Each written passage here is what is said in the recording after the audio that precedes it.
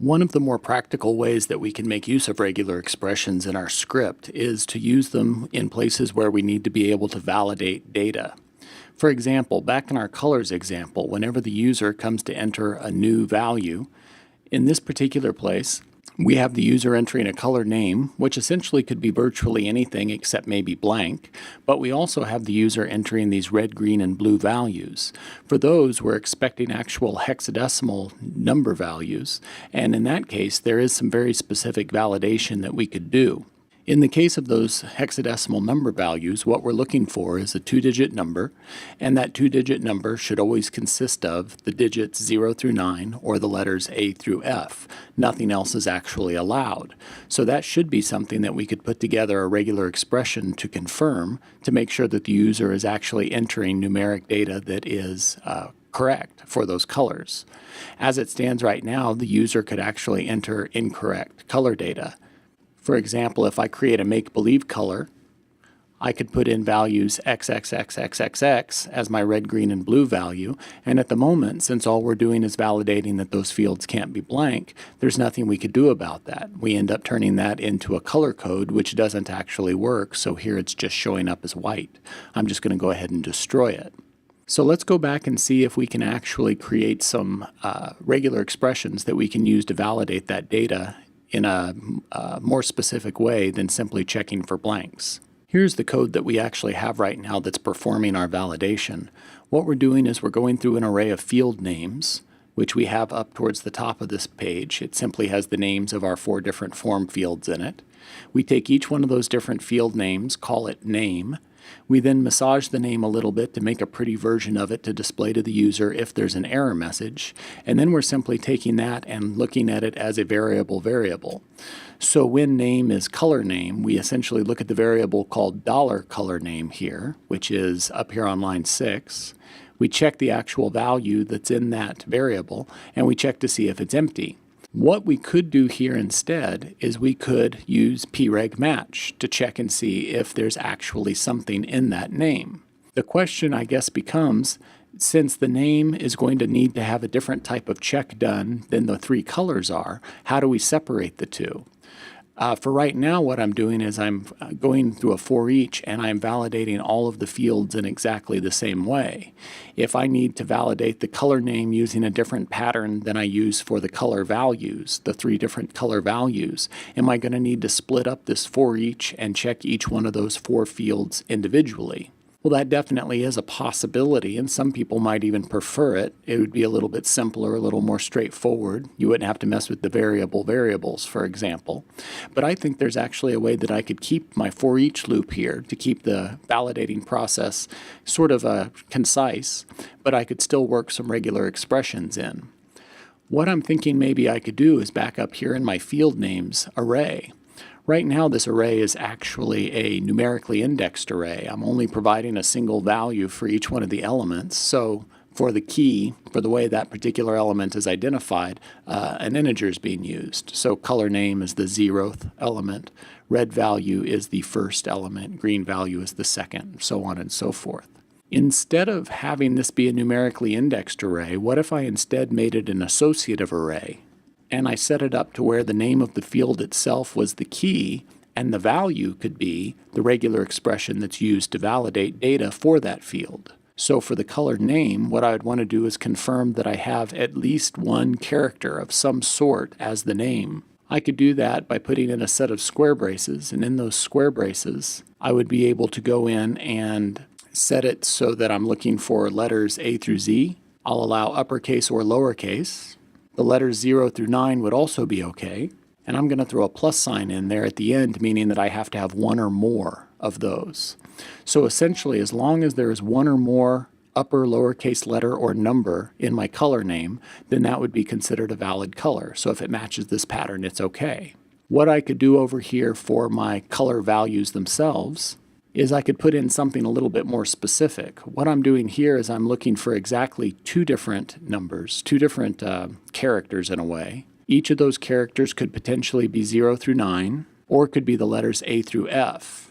And again, upper or lowercase would be okay at this point. Something like that, and I want to have exactly 2 of them. So with the curly braces, I can specify that I want to see at least 2 of those things there. I could use that same pattern for all 3 of my separate colors. Let me just copy and paste that for the red and for green and blue. There we are. Now I have that in there for all 3 of my different color values. So now each color name, each field name, I guess I should say, comes along with the validation that actually would be used to tell me if the data for it is correct. Down in my little validation routine, the way I could then change that is then in my for each, when I'm going through all my field names, instead of only getting the name, I'm now also going to have the pattern. So I could check it against the pattern something like this. Instead of using empty, I could say if not preg match. So if it doesn't match this pattern, essentially is what I'm saying. I could then put in the pattern itself and the actual value that I'm testing it against. Down in the actual error message, I could still say the blank field cannot be blank. Well, that wouldn't make sense in all cases. How about if I change my error message so it says the field name does not appear to be valid? There we are. And it certainly wouldn't be harmful if I found some way to give the user some idea of what an actual true value would be, what a correct formatted value would be. But I'll go ahead and go with this for right now, and let's just see how that works. Back over in the browser, if I refresh my new page, it definitely looks like I have broken something now, doesn't it? In place of my labels, in place of my, as content inside my fields, I see regular expressions showing up. That looks rather odd. If I look at the code that's actually being generated down in the body, where the field's name is supposed to be, I'm seeing my regular expression pattern there. And where it is that I'm actually supposed to be showing the nice version of the name, I think it is, or the value, I'm getting something very strange showing up there as well, undefined variable. Oh, I see what it's doing. It's trying to use that pattern name as a variable name. Well, that's just not right at all. Let's go take a look in the body and see what's going on there. Back over here in the body of my new page, here's the for each loop that's actually going through and displaying each one of my different fields. Again, I'm using that field names array that I was just playing with up at the top, taking each one of the values out of it as name. Now you might remember, of course, I just changed that field names array so it's no longer numerically indexed, it's now associative. With an associative array, if you just give one variable, what it gives you back is the value, not the key.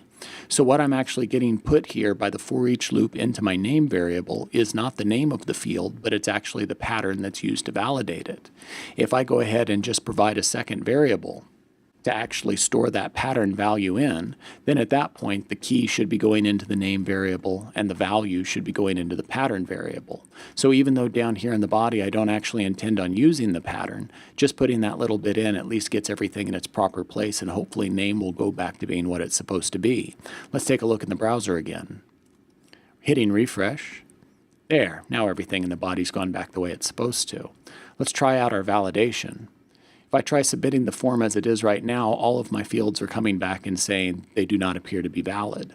With the color name, if I put in something, it seems to accept that. If I put in nothing, it doesn't. If I give it a single digit, that's good enough. If I give it a single character, that's good enough. If I give it a punctuation mark, like a comma, it doesn't like that because I specified essentially that I needed a word character, a letter, or a number. So let me go ahead and put test there for right now as my color name.